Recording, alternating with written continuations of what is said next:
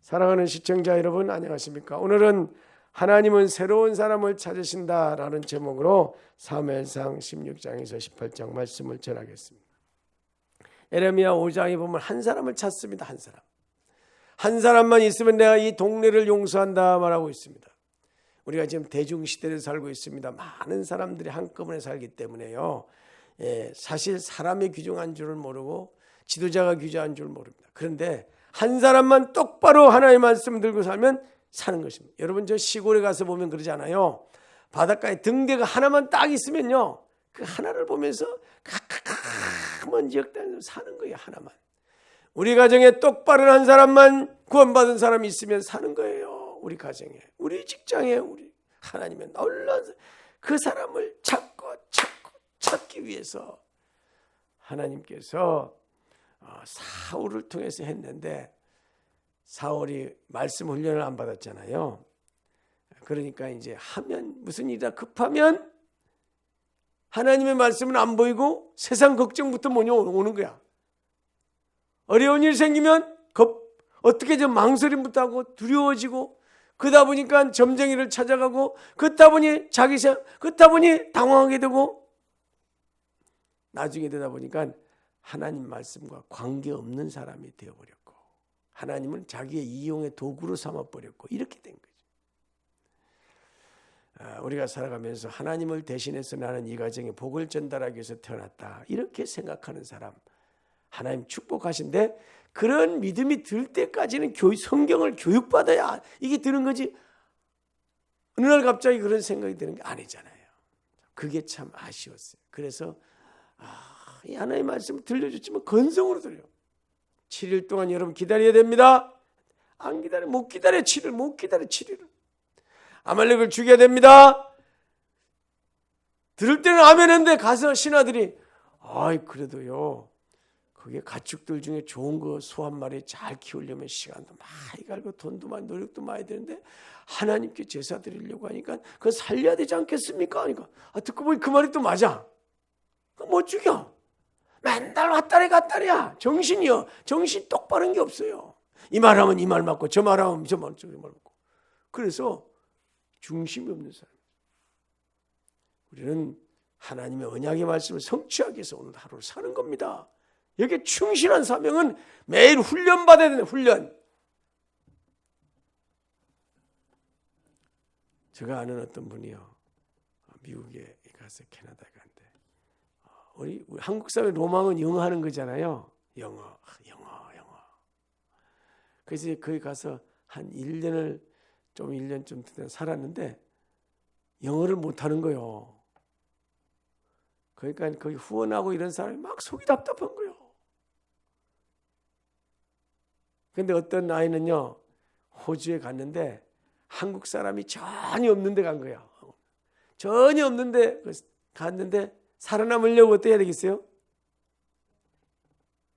목숨 걸고 공부를 해야 되는 거야. 살아나야 되니까. 근데 이분은 거기 가니까요, 캐나다 가니까 한국 사람이 너무 많은 거야. 영어를 할 필요가 없어. 한글말로 잘 싸니까. 그래서 못했다 그러면서 사람은 절박해야 된다, 이런 이야기를 하는 걸 들었어요. 왕으로 세워지고 권세를 다 줬지만 하나님의 말씀은 훈련을 안 받았기 때문에요, 하나님의 말씀이 얼마나 소중한 이거를 모르고 지내니까 하나님께 그를 쓸 수가 없어요. 그래서 새로 버리고 새로운 사람 쓴다. 주님의 결단이 대단해요. 1절 보니까 사울을 버려 여호와께서 사무엘에 이르시되 내가 이미 사울을 버려 이스라엘의 왕이 되지 못하게 하였거늘. 버려. 과감하게 버려요. 어떤 데 보면 참 안타까울 때 있어요. 저 정도 가지면 참 복받은 사람 이러 싶은데요, 오늘 자살하는 걸 그런 경우 많아요. 세상에 육신적으로 모든 걸 갖췄다고 잘 사는 게 아닙니다. 왕이라고 해서 잘 되는 거 아닙니다. 중요한 건 하나님 말씀대로 살았냐, 이게 중요한, 하나님 말씀 붙잡았냐, 이겁니다. 그러니까 언제까지 슬퍼하겠냐? 찾아.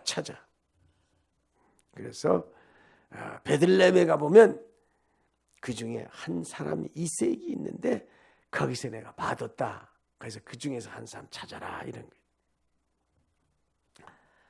그래서 이제 여러 가지 이야기를 하면서 하고 여러 가지 지금 법적으로 가기가 힘들고 제도적으로 가기가 힘들고 어떻게 합니까? 그러니까 이렇게 해서 가라 해서 이제 그래서 가서 봤는데 그 집에 아들들 오라고 해서 이렇게 보려고 했는데 큰 아들부터 차근차근 보는데 7번째까지 와도 가능성이 안 보인 거예요. 근데 주님이 뭐라고 이야기하냐면 그러니까 용모를 보지 말라. 얼굴 잘생겨 보지 말라. 키 큰 거 보지 말라. 제일 중요한 건 그 마음 중심에 주님 사랑하는 마음이 있냐 없냐 그걸 봐라. 그러는 거죠.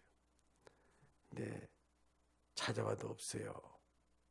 겉으로는 멀쩡하게 요새 성형수술하면서 얼마나 예뻐요. 우리나라 사람들 다 연예인이라 그러잖아요. 얼굴이 얼마나 예뻐요.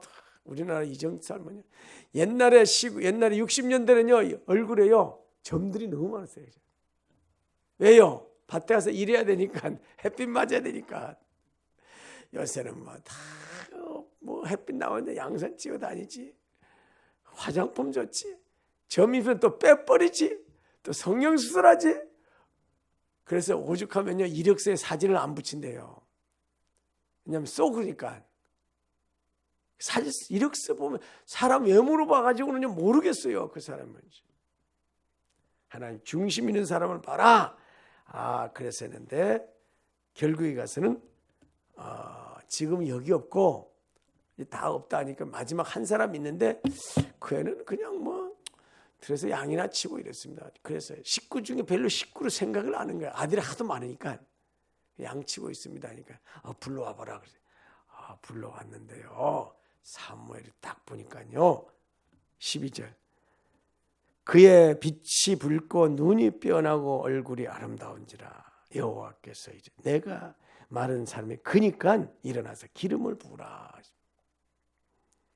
왜요? 사람은요 딱 저 만나면요 마음이 통하는 사람이 있어요. 이 사람 정말로 주님 사랑하는구나 이게 있어요. 기도하는 것도 보면요 딱 그런 사람이 있어요. 그래서 기름에 뿔을 가지고 그에게 기름을 부었는데 그날 이후부터 여호와의 영에 크게 없는 하나님의 말씀에 감동받는 사람들이 있다니까요.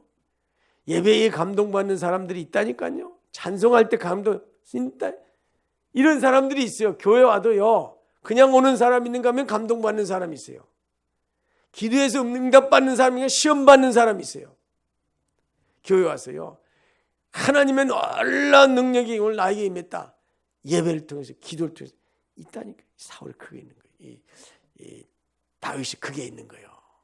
그래서 하나님께서 이를 통해서 쓰시는데 사울은 그게 아니에요. 뭐 왕이 되고 보니까요. 원래 사울이 어떤 사람이었죠? 집에 농사 짓는 사람 있잖아요. 농사 지으면서 이런 사람.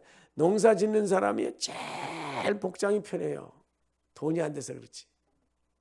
예. 농사를 지으면요. 뭡니까? 항상 심어놓으면 잘하잖아요.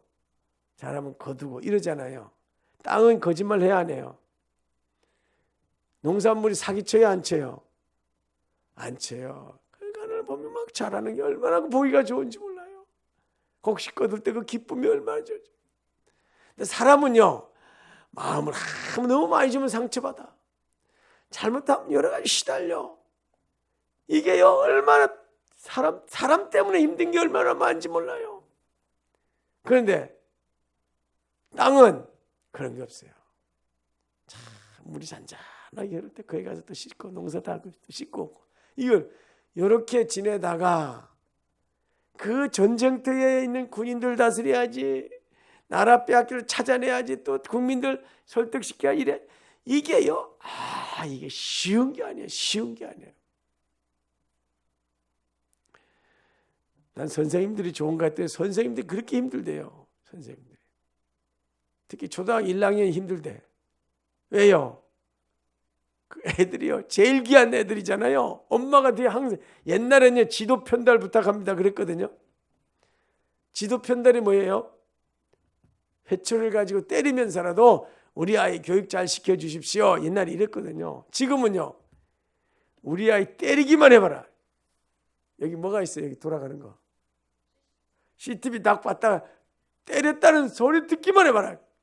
그래가지고 고발하고 난리라는 거예요. 이게 얼마나 사람 관계가요. 진정한 교육보다는 사람 관계가 너무 힘들어요. 왕이 되고 보니까 이런 걸요 난리야 되니까. 나는 뭐 할 사람인데, 내 체질은 농사 지을 사람인데, 농사 지을 때 이게 말씀 훈련을 안 받아가지고 창세부터 계시록까지 쭉 보면 하나님이 여러 사람의 어떤 상황 속에서 하나님이 항상 인도하시고 지켜주시잖아요. 내가 아무리 힘들어도 하나님께서 지켜주신다. 아무리 어려우면 지켜주신다. 바다를 건널 때도 하나님 바다 갈 길을 가르시고, 홍해를 건널 때 마르게 하시고, 광야 갈 때 하나님께서 비를 내려주시고, 반석할 때 생수 주시고, 하나님만 믿으면 난관을 극복할 수 있다. 이걸 늘 성경을 보면서 마음에 다짐하고 결심하는 사람들이 나아가서 승리하는 건데, 그저 조용히만 지나다가 이런 부대끼는 사람을 얼마나 힘들지. 그래서 14절에 보니까 악령이 그를 번뇌케 하는지라. 악령이 얼마나 사는 게. 그래서 그 당시는 이제 무슨 뭐 의과대학이 없었잖아요. 그러니까 이제 누가 우리 악기 잘 치는 사람 있으면 오라 그래라 해서 했는데, 18절에 보니까 우리 동네에 이새의 아들이 있는데, 그 중에 다윗이 있는데, 그가 좋겠습니다 해서 불러왔는데, 이 사람이 와서요 수금을 트니까 23절에 수금을 트니까 사울이 상쾌하게 났고 악령이 그에서 떠나는 거죠. 여러분, 우리가 주의 말씀을 우리가 충만히 믿는 이렇게 훈련되어 있으니까 나가서 기도만 하면 악령이 떠나갈 줄로 믿습니다. 이거 소망을 해야 돼. 소망을. 아니 목사님 100번 이야기, 목사님은 되지 나는 안 돼요. 그러면요 성령이 역사를 안 해요. 목사님도 하지만 나도 할 수 있습니다. 아멘. 아멘. 좀 크게 하면 더 크게 하나님 도와주세요. 장난이 아니다 말이에요. 장난이 아니, 건성으로 하는 게 아니다 말이에요. 영은 살아있단 말이에요. 살아있어요. 사울은 그 늘 걱정 속에서 살면서 하다 보니까 이게 악신이 들어와가지고요. 다윗은 비록 아버지한테 사랑을 못 받아서 다 지금 집에 있는데 혼자 저 들어가서 밤이거나 양을 치고 다니고 그러지만 자기는 하나님이 함께 계신 거예요.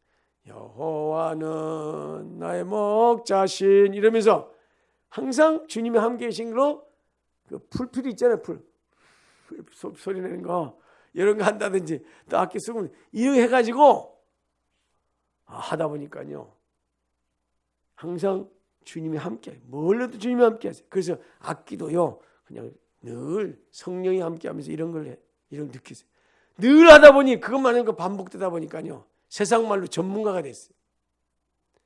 그래서 왕 앞에서 수금을 탄 악령이 떠나가 버린 거예요. 여러분과 제가 믿는 예수님, 여러분과 제가 섬기는 성령님, 여러분과 저기를 경배하는 하나님께서 이런 영역을 여러분과 저에게 주시는 줄로 믿습니다.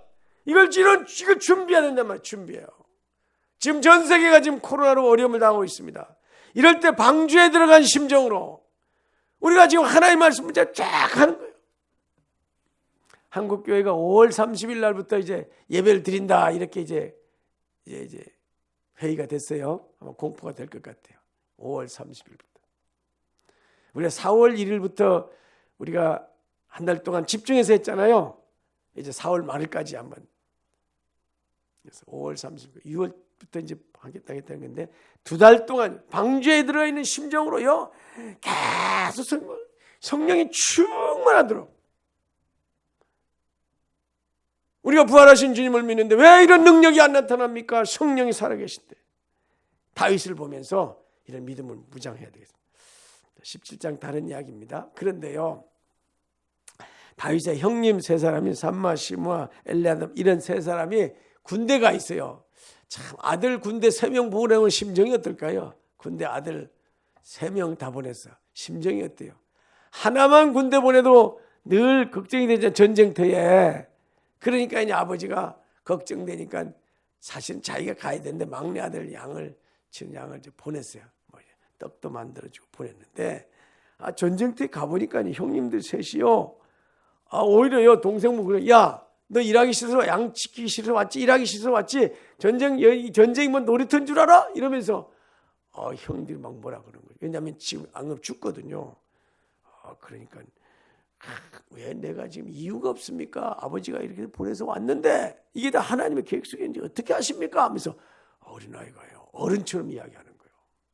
그런데 보니까 엘라 골짜기에 보니까 키가 동상처럼 큰 키 있는 사람이 칼을 쫙 빼들고, 여러분 우리 광화문 앞에 가면 칼 들고 딱 있는 사람 누구요? 그런 모습으로 딱 서 있는 거요. 그래서 야 너희들 대표 나와라 내하고 한번 붙자 이러는 거요. 그러니까 우리 쪽에서는 아무도 대답 못하고 있는 거야. 기가 죽어가지고. 그러니까요 우리 형님들은 보니까 이야기를 못하는데 나중에 보니까 그 수근수근한 소리 들려. 왕이 전쟁 때 나와서 이기면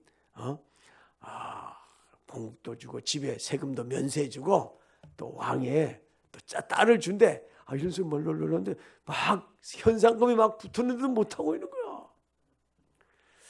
다윗이 가만히 보니까요, 다윗은 성경을 아는 사람이거든요.